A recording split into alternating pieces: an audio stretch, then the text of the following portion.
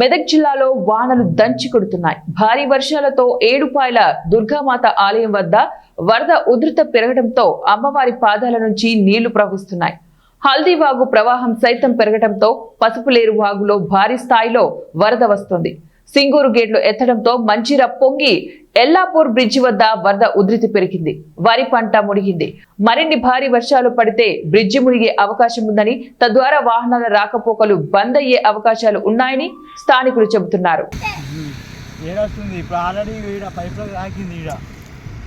ఇప్పుడు తగ్గినాయి జరా, కానీ ఆల్రెడీ 15 ఎకరాల దాకా ఆడ మునిగినాయి.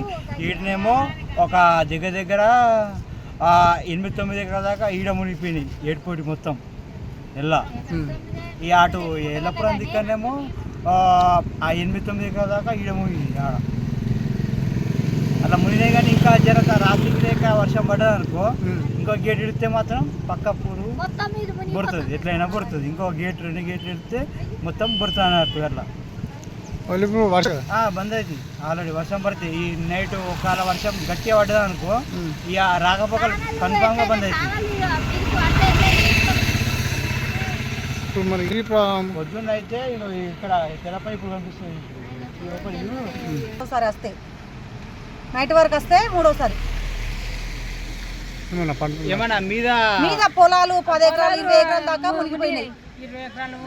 20 ఇక్కడ 20 ఎకరాల దాకా, ఇటు ఒక 20 అటు ఒక 20 40 50 ఎకరాల దాకా 50 ఎకరాల దాకా మునిగిపోయినాయి పంటలన్నీ. అది మొత్తం శివారే. ఇప్పుడు మరి అదృష్టం దేవుడు ఆమెనే ఉన్నది గంగ తల్లి. పైసా పొలంగా అర్పిస్తే వాళ్ళన్న బతుకుతారని కట్టిస్తే పైసన్న వాళ్ళు మాకు అయిన వాళ్ళకి సాయం చేస్తే అలా పుణ్యం.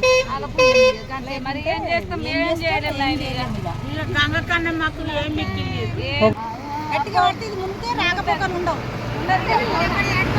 అక్కడ ఎక్కడ బంద్ ఇక్కడ ఇచ్చే నైట్ వరకు మునుకు ఒకవేళ పెద్దగా వచ్చింది అనుకో మునిగిపోద్ది. అక్కడ అంటే ఇంతకుముందు ఎప్పుడన్నా అట్లా